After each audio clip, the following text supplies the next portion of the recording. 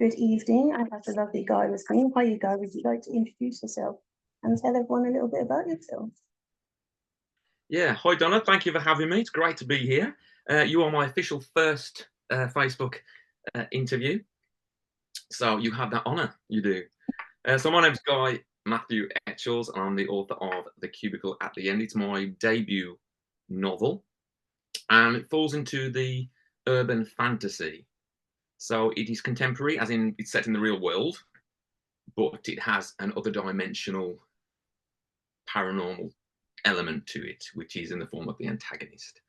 Um, so yeah, it's my first book I've written before in terms of small bits and short stories, and some of them have been traditionally published, but this is my first independently published indie book, if you like, self-publisher. So yeah, so everything's going really well. It's still very, very strange, and I got some great feedback, great reviews, and yeah, I'm looking forward to seeing where it all goes.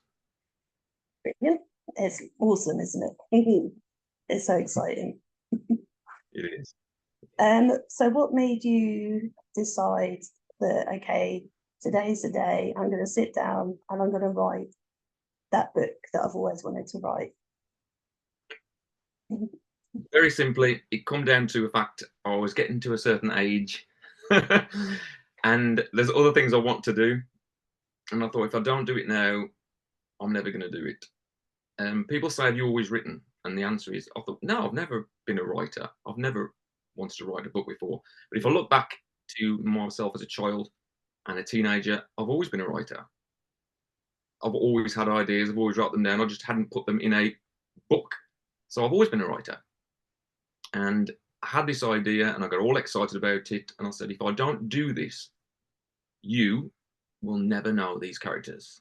You'll never know who Rosemary Moon is, who Scott Finn is, who the antagonist Boxhead is. You'll never meet these characters that I've put so much energy into. So every time I was feeling like, nah, forget this, I'm not a writer, I'm not going to do this book, I would just think, I'm not doing my characters. These are real people to me.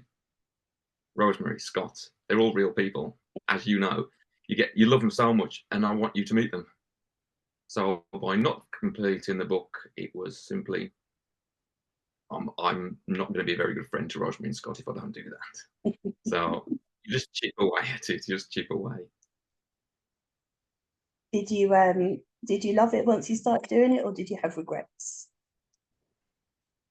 Didn't have regrets. It becomes part of your life. So just like going to work, it becomes something. Now I find it like most people out there who want to write a book. I've got a full-time job. I've got basically 2 part-time jobs as well, and then I've got to fit the author around that.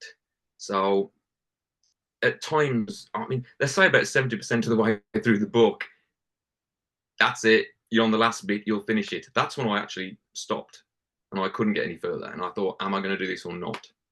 And I had that, a little bit of time off. And then I just got the buzz back, and it all come together. And the more it comes together, the more I thought, yes, yes, yes. So no regrets. Yeah, your motivation fluctuates, but you know yourself with your book, you have ups, you have downs, but I want you to meet these characters. So get that book out. And what made you choose that genre? You said you've written before, so why did you make the Yeah, change? yeah, really good question. I started off with children's books. I could literally publish a book now all about children's stories. I've got that many. But I was on a writing course, like many of us do. We do a writing course, and they didn't allow children's. So they said, you have to do adult. So I thought, okay, let's do adult. And what am I into? Now, I am a complete geek, Donna. I am literally a proud geek. I love my sci-fi, my fantasy, my gaming. So I'm loving all your Star Trek, your Star Wars, your Doctor Who, fantasy, Lord of the Rings. I love everything like that. So I will just fly with everything. And I've forgotten the question because you've got me thinking about fantasy and everything. I'm going, oh yeah, yeah, oh, yeah, yeah. So, and I love paranormal and anything supernatural. So I thought, okay, what can I give that I enjoy writing, what other people are really into? And I thought, well, mysteries. Everyone loves a mystery. Okay, I can do that, but it's not guy enough. It's not me. I need to put something in it that gives it that little bit of guy. And the way to do that is not to have a spaceship in the clouds above Birmingham or London. I thought, no, I'll have it set in reality, but I'll put my paranormal, supernatural twist to it.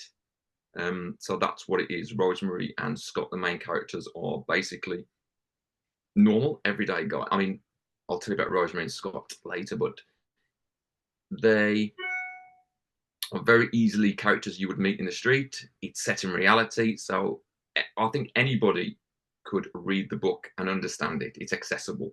You don't have to be into the paranormal. It just happens that they encounter someone who is paranormal and they have to defeat them. But they eat chips, they go to cafes, they drive a van, so it's all very grounded, but with that twist of paranormal supernatural that I wanted to. In fact, I don't think there's enough paranormal in it. So there you go. Well, that's the bit too then, isn't it? Yes. That's interesting actually, because generally I don't read fantasy, but paranormal definitely. But I always think that the hardest thing about writing fantasy is the world building. But you haven't done that. Yeah. You've said it, which you've made it easier, which is great. Yeah. That was one of the most difficult things. I wanted to get straight into it, but I have to think of the readers and the readers in watching this, etc. I've got to build the world up a little bit slowly. A bit like a pilot episode. If you look at a pilot episode of your favorite genre or your favorite TV show, it's always a bit slow because they're setting up the tone, the characters, the mood, everything. That world building you spoke of. So yeah, I had to do that. Whereas I just wanted to get straight into it. And I thought, no, you've got to introduce Rosemary. You've got to introduce Scott. The tone, you've got to, yeah. So that was what I had to do, and that's why it's a little bit, you got to fight yourself, haven't you? You want to get into it, but you've got to slow down and introduce everything. World build. Did you have to do much research? No, I'm going to say that it was literally straight out of my head. Luckily, there's a lot of psychology in it. What I mean by that is I used to lecture in psychology, so I've used that in the book. The character of Scott, who's the younger male in this, is a plumber, good old plumber, down to basics. He has a medical condition, which is a type of amnesia. It's called a fugue or a fugue state, and he's suffering from that at the beginning of the novel. So that is a psychological condition that I've used. And there's a lot of repression, so Freudian defense mechanisms. So there's a lot of repression in that and barriers and things like that. So good old defense mechanisms. So they're in there. So I've used that from my own knowledge and my own thoughts about the paranormal world. I've just used them. And I've used stuff that I've done back in the 90s and late 80s when I used to draw my own comics and told you I was a geek. I used to draw my own comics, and I've used the antagonist, Boxhead, who literally is what it says. He's the creepy guy in it. I created him and his people late 80s, early 90s. I know everything about that person and his species and everything. And I've just took him out and used him. So research, I haven't had to do nothing. The only piece of research was, can you drive your van and continue with your driving license if you're suffering from the medical condition, a psychogenic fugue? And the DVLA would not get back to me about that one. So eventually, I had to research that. Can you drive if you've got a form of amnesia? Will you forget how to drive? That was a lot of research. Wow, that's pretty impressive. I love that. I'm amazed you found time to write a book. When did you find the time? I don't know. I'm in a privileged position, I suppose. It's just me. And I love my job. I love my main job. I love my part-time job. I love writing and creating. It's a gift I was brought up with. I think a lot of us don't get the chance to do it and use it, whether you're an artist, whether it's literature or film or whatever, or painting. And a lot of people abandon it. I thought, I'm not going to abandon my imagination. I'm going to go back to it. And that's what's fueled me to to do the book and the series, and there's other things I want to do in terms of writing, but I've got to finish this series first. Yeah. Oh yeah. There's something that I want to write, but I don't think that I'm skilled enough yet to do it. So it's sitting like festering. Yeah, it's a learning curve. I've learned more about English and writing doing the book than actually in all my studying, even being a qualified teacher and everything. I've learned nothing. I've learned most doing this. And did you find that, Donna, writing your first now? Yeah. Well, I mean, it was a long time ago when I learned all that stuff. I don't remember. I have no idea. So yes, had to relearn, I guess, all that stuff. And yeah, there's a lot to learn.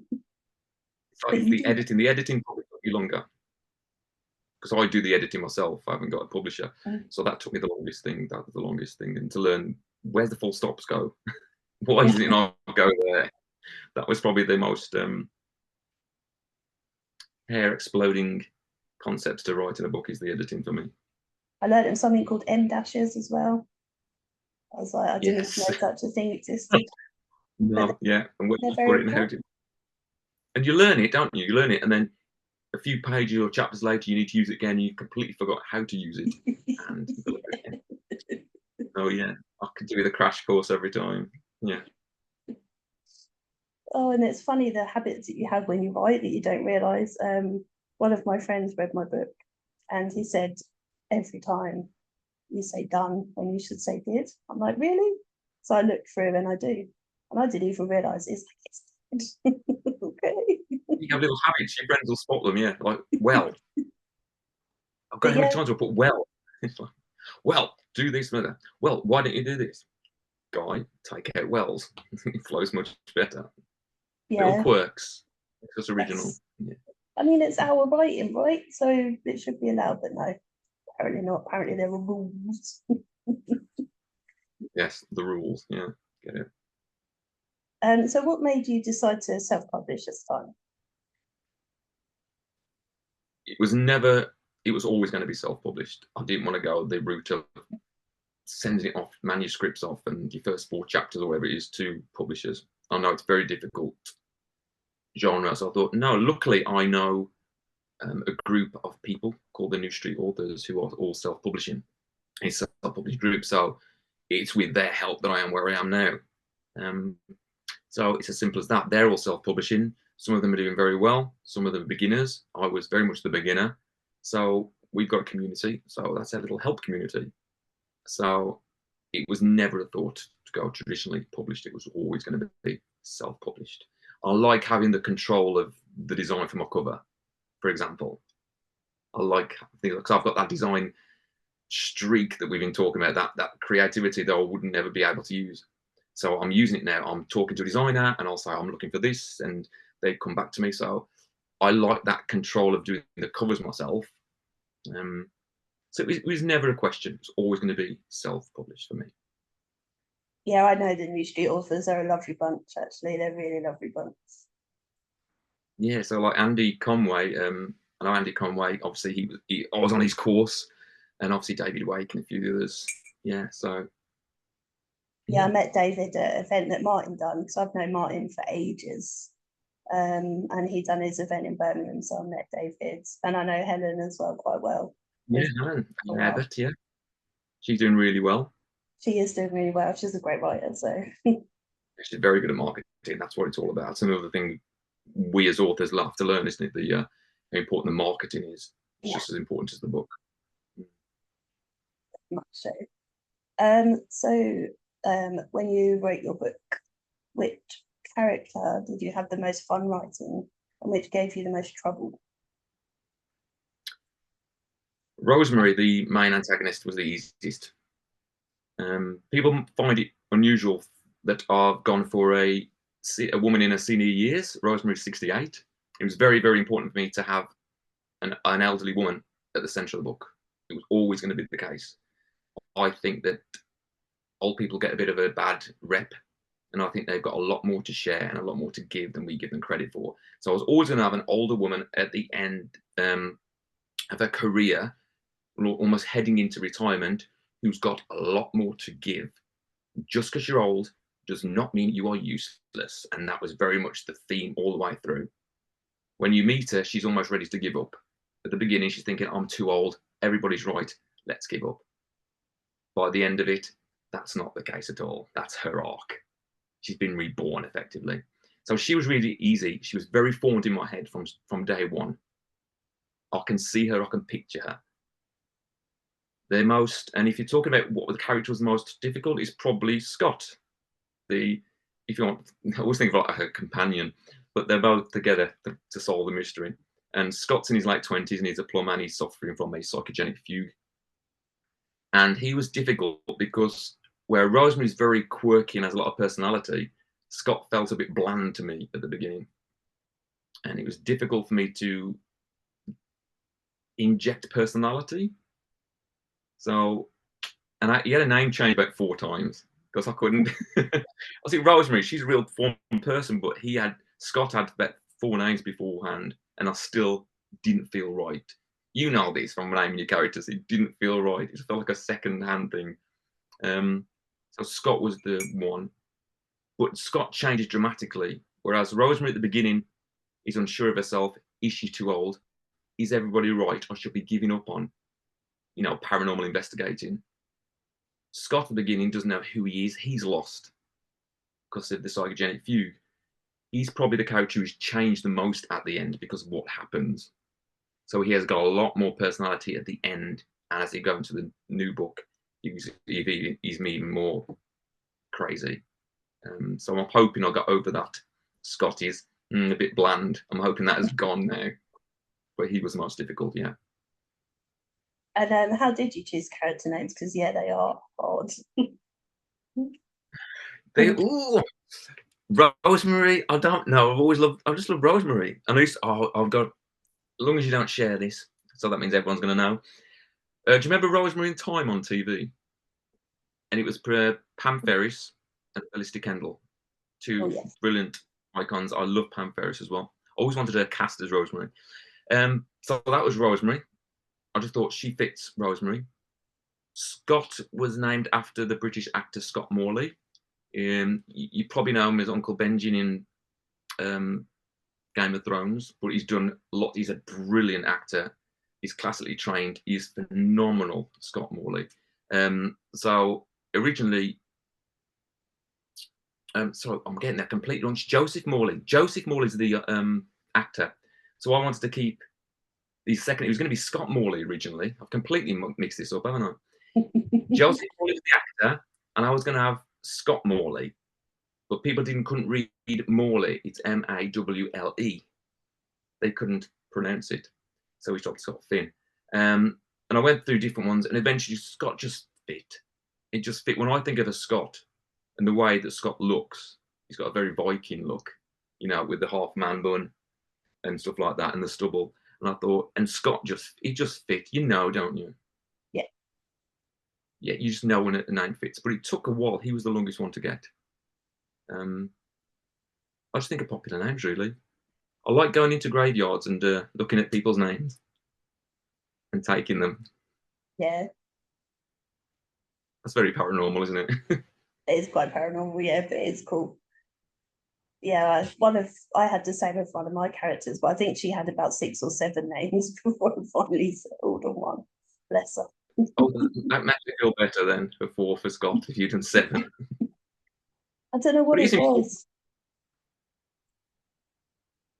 Yeah, but we got there. It's fine. You just know when it fits. You just know it fits all together. Yes. Which just made me completely forget what I was going to ask you. Oh, do you hide any secret jokes, messages, or Easter eggs in your books? I like doing this. So I suppose yes, I like symbolism.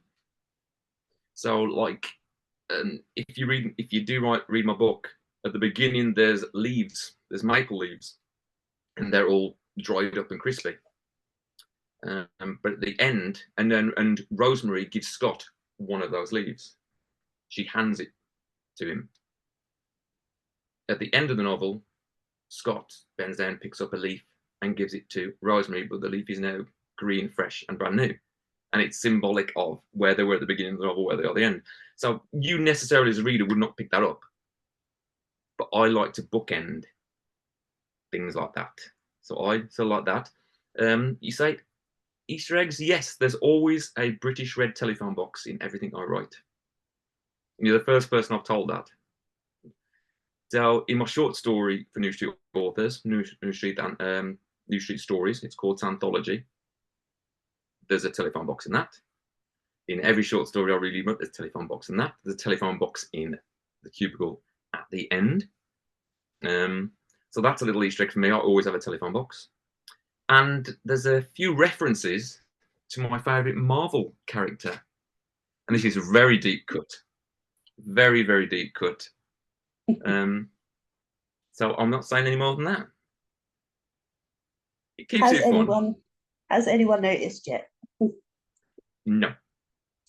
Disgrace. But you would really need to be a deep cut Marvel fan for this character to understand some of the words that I've put and give them a name, and it's the name to something to do with that series. So people are going to be going through it now. I definitely don't know Marvel well enough to even pretend to know. I know some, but yeah.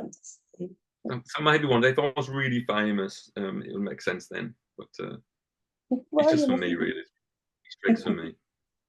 I love that though. I love authors that do it as well. It's great. I love the phone box thing as well. That's brilliant. I will tell you a little secret though, because we're talking about children's books earlier. My children's series, in there's a garden shed. Okay, and it's a special garden shed. What I was going to do in the sequel to A Cubicle at the End was literally in my mind, I've got Rosemary walking past an allotment or a garden and noticing this shed that looks a bit different and then just leaving it at that. And I know it's the shed from my children's series. But you wouldn't know. So what's the point of putting it in? It would just be for me, so we would do that as authors, I suppose. Oh, absolutely. So, yeah, that's great. I love that. You definitely do that. It's cool. Yeah, I'll do it. I'm going to do it now. I've said it now. Yeah, no one will watch this. It'll be fine. I'm joking. Just a shed. With a weird little hole in the top of the door. Yeah, okay. I have to ask about the title as well, because that's very cool. Where did that come from? Where's what, sorry? The title. The title. Oh, it's cool because you think of quite a few things when you think of the Cubicle at the end. People go, "Oh, naughty! What goes on in a nightclub at the Cubicle at the end?" So it makes you think of quite a few things. So it's quite a little bit saucy. It's a little bit naughty. And as soon as you come up with it, it was obvious. It was just classic. I think there's a film called the Last House on the Left or something. It's a horror movie or something. And whether that had anything to do with it, I don't know. Because I haven't seen it, but I remember the title. And the Cubicle at the end, it just made sense. I'd already had the idea, and then it obviously came. The Cubicle at the end says it all. It says exactly what it's about. It's about the cubicle at the end, and it's all set in a nightclub. And obviously, you go in the cubicle, some people don't come out, and that's what happens. Did you find it easy to come up with a title? Because I found that so hard. Not for the Cubicle at the End. For planning the next series, do I go with the summit at the end? The summit at the end, or do I carry on like that, or do I change it? And like, and the answer is probably no. Like the next one, I've been thinking, because I'm planning the sequel now. It's all been planned. It's all out there, and I'm thinking, I have not got a clue. And people say, just write, and eventually you will say something that's brilliant. That is the title. But at the moment, it does have a working title, but that's what I just use to refer to it. But whether that will stay the case. But the Cubicle at the End was straight away, that is the title.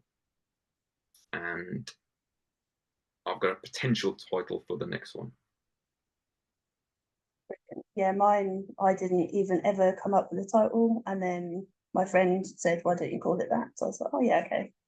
And then the second one is currently Chorus Knit and Book 2, because that's what it is. And I'm hoping a title appears, but who knows? I have a little story about it. I had to write a small little drama script for some university students, and I didn't know what to call it. And it's a short little script about two people who fancy each other, but they won't tell each other. And it's all in the canteen at work. And she likes him and he likes her, but they won't say anything. And they like to talk over each other. And I wrote the whole thing and loved it. It was very like quip squam, flip flops, jib jibes, very fast and choppy. And they don't listen to each other. So she'll be talking, blah, blah, blah, blah, blah. He'll be talking, blah, blah, blah. And they talk over each other. But they match up on one line and they both say in unison, before any form of sex, they both say the same thing. So it just become obvious when I sent it in, it was called Before Any Form of Sex.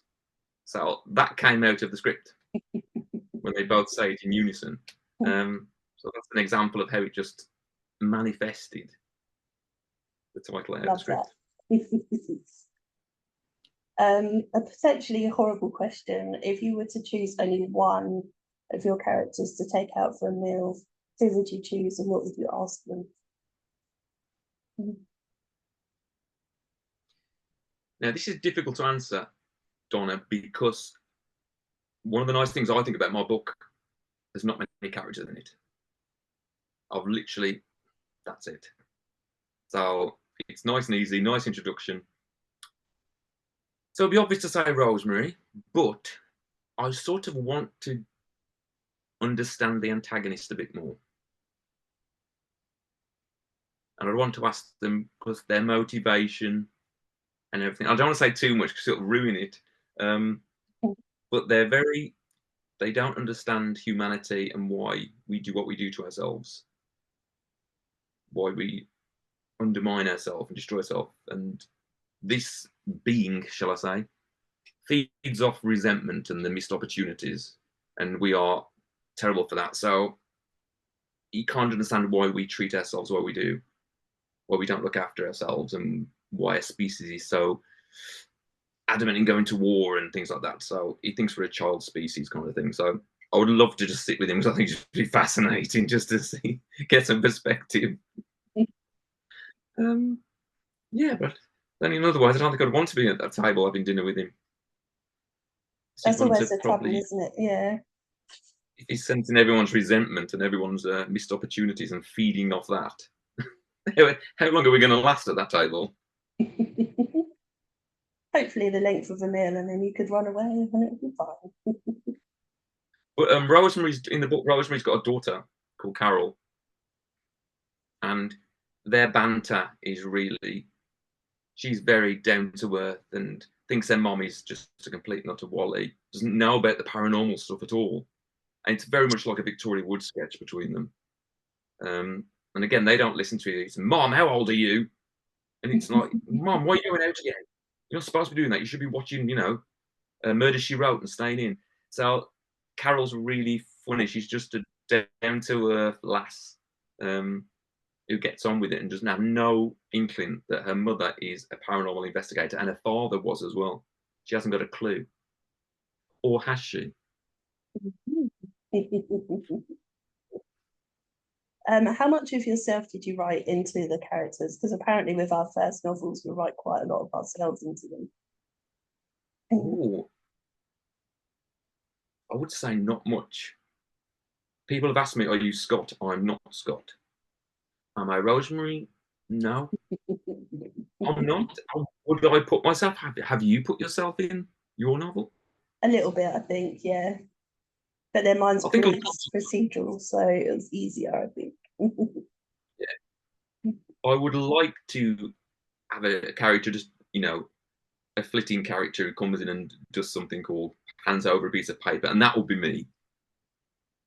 Or they ask somebody some advice in the street, and that would be me. But I don't think it would serve the story if I just put myself in it.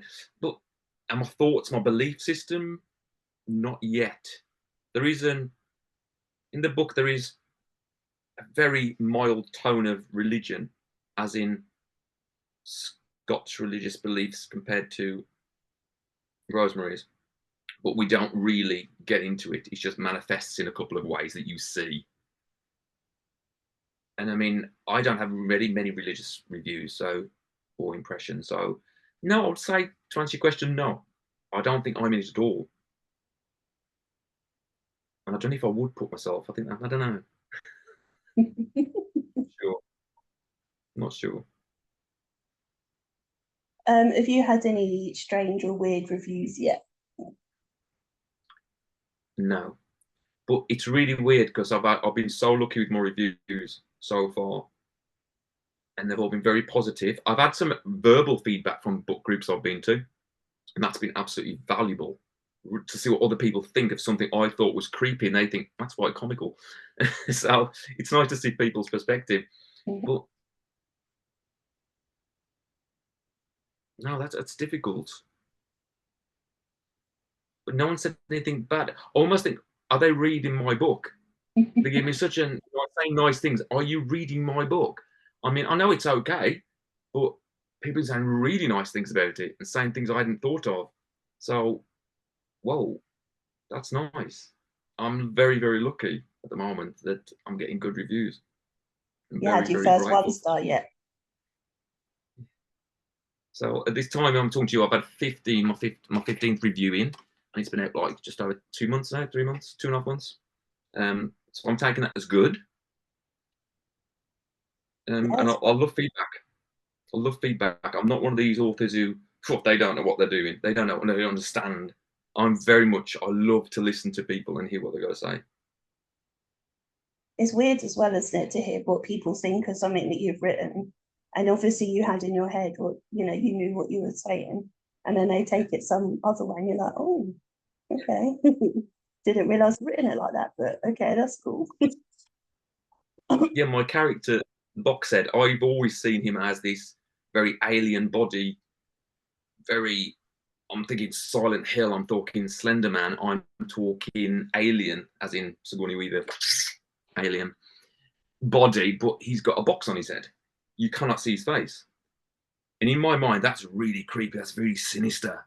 But readers, some people have told me, I found that quite comical. And I thought, I've never seen it like that. But I can see why you would. So, that's something I've got to think about when I do things like that in the future. So that information was valuable, but I didn't see it because I've always seen it in one way. Yeah. Oh God, yeah, you could become completely blind, don't you? It's yeah. Do you describe your characters a lot physically? Because I know it seems to be the trend nowadays to describe people less. Yeah, definitely. I've left it for you to create Rosemary and Scott. They are on the front cover, but they are faded out. But Rosemary's just the woman with winter white hair. Scott is the one with a half man bun and stubble. So that is it. Rosemary uses a hanky as a leaky eye, like my nan used to have. That's a little nod to my nan. And Scott has a khaki coat and jeans. That is it. It's very much the same description. So when another character sees Rosemary, it's that the woman with winter white hair, or Scott is the one who looks like a Viking. That's all. The rest, it's for you to say how tall he is, and things like that. So I've left you to create that. I have described Boxhead quite distinctively, and Carol, I haven't really give her a description at all. You can create that for yourself. So I've gone with that. Same with where it's located. People say, what city does this take place in? I haven't said. It's for you to, wherever you are in the world, it can be your city, except it is quintessentially English. Yeah. So, What yeah. have you done then, Donna? Have you described your characters, or have you gone for the vague? Yeah, I've gone for vague, but have you heard of something called aphantasia? No. So I don't have a mental picture. So when I read, I don't picture anything. And the same with my characters that I write, I don't picture them. So I don't describe them because I can't picture them. So I'm just making it up. So then I don't describe because it doesn't matter to me. It doesn't, I don't care what they look like. But then also when I read, it also means I don't picture characters. So when people say, they put the wrong actor into a film, it's like I don't care, except for Tom Cruise in the Reacher. That was That's be a good thing. So you're giving control to the reader Yeah, to put their face to the character. And they yeah, do say that in screenwriting, don't they? They say, do not think of an actor and write your book, because you'll yeah. end up influencing it. They say, don't do that. Yeah, apparently it makes you write quicker, but I've not found that. Because you haven't got Will I ever finish? Will I ever finish? yeah, I'm at that stage. I'm like, oh God. But yeah, I mean, I suppose it is a good thing. And, you know, although for me sometimes, like, because I can't picture people, then I just take the white hair and that, and then, okay, that's fine. And just this white haired body walking around. With no face. Yeah. Nothing wrong with that. Again, if the story is good and what they're saying and the character and their personality is there, that's all the description you need. Yeah, And I hope definitely. that Yeah. comes out. I'm trying to think. I don't think I described anyone really, height or anything. One of the characters I described as tiny, and she's based on someone that I knew anyway, and she is tiny. And there's a joke about her needing a step to do an autopsy or a post-mortem, I should say. So yeah, I Oh, did. you're showing, not telling. Yeah, Show and not tell. That's what you've done. They didn't exactly. know, but by doing that little movement, you know that she's relatively small. Yes, and so and it made me chuckle when I wrote it. So she hasn't read it yet, but I'm sure she'll be fine. It made me laugh, so who cares? Bless her. If you're able to spend a day with any author, dead or alive, who would you like to spend a day with? Oh, we should give me this question before. I instantly want to go back to my childhood. So, Enid Blyton. I'd love to be with her. Philippa Pierce, because my favourite children's book is Tom's Midnight Garden. I just love the thought of a clock striking 13 and the world changes. So I'd like to sit down with her. Modern authors. I'm a great fan of Jim Butcher. He writes urban paranormal. He's really good. And there's anyone called Chris Underwood. Is he British? Can't remember now. I don't think he is. He's got his third or fourth book out. I've just read it, and he's someone I'd like to sit down with as well, because I like his genre. I like the way he writes. I love his character of Ozzy. You know, and you warm to characters. So yeah, so if two Americans would be definitely Jim and Chris, and then back in time, Enid Blyton and Philippa Pierce. Totally agree with Enid Blyton. She's just a legend, absolute legend. To be still so popular now is incredible. What a legacy. Yeah. Yeah, childhood, the Magic Faraway Tree, the Wishing Chair, and then I never was into the famous Five or Secret Seven. I was into the adventure series with Kiki the Parrot and things like that. So yeah, I'll just that is my childhood. They'll go to the grave with me. Yeah. Still got the hard. Yeah. Yeah, totally agree. Magic Faraway Tree for me as well. And I never read famous 5 or 6, 7. I don't know why I was reading them, but I was always reading, so God knows. I remember the hardback of The Enchanted Wood, the first in the series. And I remember being too young. I loved the cover so much. And I remember getting really frustrated and upset because I couldn't read it yet. I wasn't old enough to read it. But the cover appealed to me so much. And when I opened it, I couldn't read properly yet. It used to annoy me. I remember that very distinctly. I know what house I was in, so I can more or less say how old I was. But I was that little, and I was frustrated because I couldn't read it yet. I wasn't old enough. Wow, that's some memory as well. That's impressive. That was very strong. Yeah, that's how much I loved it. Aren't they adapting that for TV or something now as well? I'm surprised they haven't done it already. Yeah, that's a good point, actually. Yeah, I would totally watch Same with it. Yeah, then we'll criticise it because it's their childhood, and we'll go, "No, that's not right. That's not right." Yeah. Things like that. You missed out. Because they keep changing names to make it a more modern audience, don't they? Oh, God. Yeah. They've done that a lot.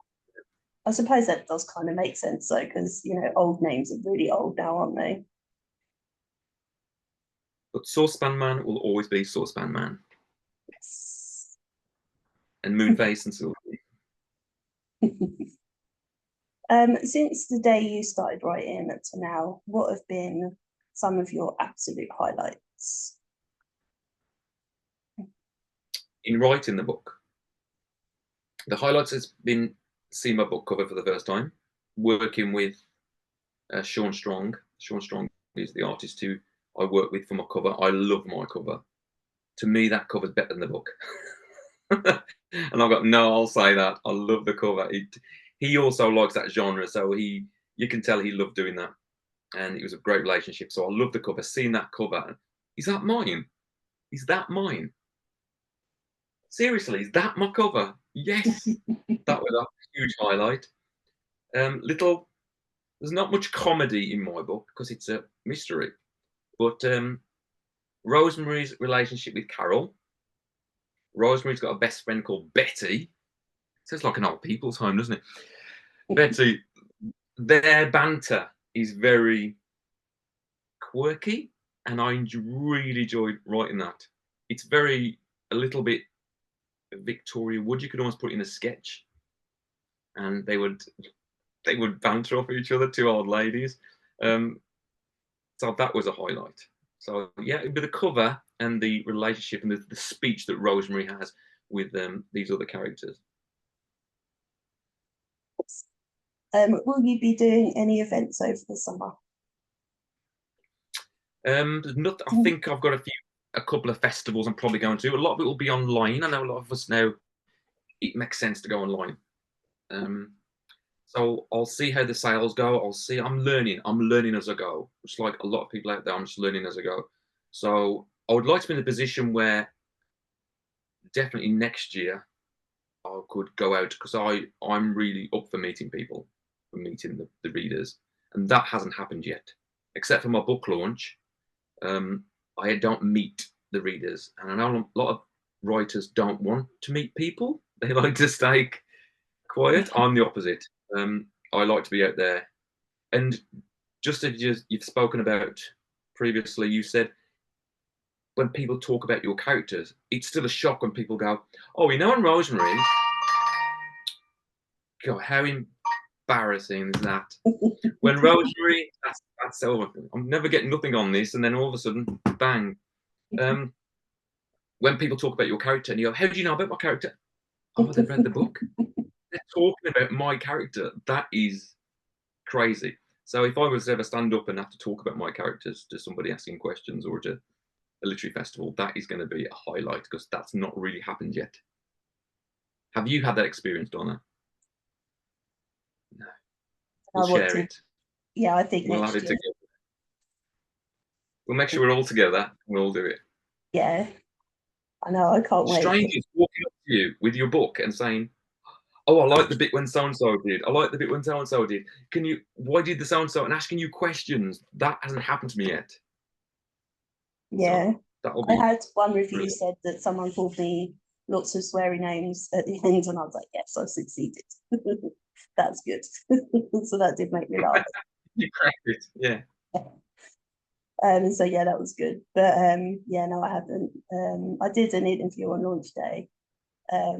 So that was the first time I've sort of really been asked questions. One weird thing was one of my characters eats Wotsits in a car, and that's a personal thing for me. I hate the sound of crisps, and I hate the sound of people eating crisps. And the person that was interviewing me was like, "They're not crunchy crisps." I'm like, "Yeah, but when you're in a car, they are." And so that was like a really specific thing about my book that I was questioned about. I wasn't expecting to be, but yeah. So that was quite weird. But I was like, no, I disagree. Weird's good. I like weird. Yeah. Oh yeah, totally weird. Well, you just had your book, so do you want to show it off your cool cover? Yeah, my cool cover. So there's my cover. That is very cool. Which is I call that X-Files blue, which is very much in my description. There is a flash of red on the back. Mm-hmm. There you go. Mm-hmm. They're the maple leaves, which feature in the book. And like I said to you, yeah, love the cover. Rosemary and Scott are very faded there. Just gives you an impression. Yeah, great relationship with Sean Strong in doing the cover. Very proud of it. I don't know how I'm going to beat that in the second one. But I'm up for the challenge. I'm up for the challenge. I mean, you've got no choice really, so tough luck. A blank cover, nothing on it. Yeah. Yeah, I mean, it's not been done, so I wouldn't risk it though. No. I got my cover, which I loved because I've got a publisher and they're only a small press.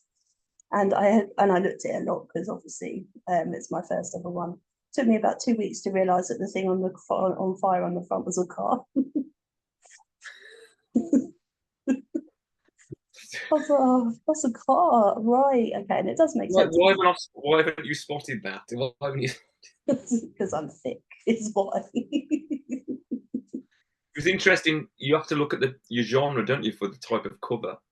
Because just by looking at the cover, you should be able to predict the genre. So I had to do a lot of research on that. Did you have to do the same? Did you do a lot? I've got it on my phone. Yeah. The disappearance of. Oh, to Karma Fire. I got you. But now you told me that I can see it. Yeah. Yeah, but I mean, it's not that obvious, is it? Like, I am dumb, but it's not massively clear. It's not blatant, is it? It's not overt, as we call it. Well, I can't think of any more questions to ask you unless you think there's anything really obvious that I haven't asked you. Yeah, I had an email from a girl called Libby, and she asked the question. She wants to know how I came up with the story. Why did I choose the cubicle at the end as my first story? Why did it have to be this paranormal thing? And the answer to that, Libby, if you're listening, is simply because originally I was on a course and they said, okay, you've got to write a pilot episode of a TV series. By next week, I want you to come up with a premise. So amongst my ideas, I had one which was basically a mystery series because everyone loves a mystery. They're popular. But put a bit of guy in it, a bit of paranormal, bang, the cubicle at the end. There's other things I want to do, like we spoke about, but it was originally it's a TV show. This is the pilot episode, and it's written. I write like a screenplay would, a screenwriter. So there's 3 acts. There's a midpoint. There's the all is lost, all that type of thing. So it's written like that. So I plan. So it was originally a TV pilot episode, and I just turned it into a novel. So that's why I did this. It was a course, and you had to come up with a TV show. So this is the TV show. Amazing. Brilliant. Well, do you want to tell everyone where they can find you and where they can buy your book from? Yeah, so the book is available on Kindle and paperback at your Amazon shop or your Amazon store. You can find me on Facebook at Guy M Etchells. I'm also on Instagram, and I'm also on good old TikTok, which is new to me, but I'm on TikTok as well under the same name. Thank you very much. So thank you very much, Donna. Thank you. Thanks for having me. You're so welcome.